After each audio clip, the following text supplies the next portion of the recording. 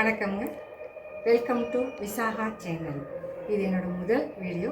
எங்களோட தயாரிப்புகளான முருங்கைக்கீரை சூப் பொடி, முருங்கைக்கீரை இட்லி பொடி, முருங்கைக்கீரை சாதப்பொடி, இந்த மூணும் மகளிராக சேர்ந்து நாங்கள் தயாரிக்கிறோம். இதில் எந்த ஒரு ப்ரிசர்வேட்டிவ்ஸும் கிடையாது.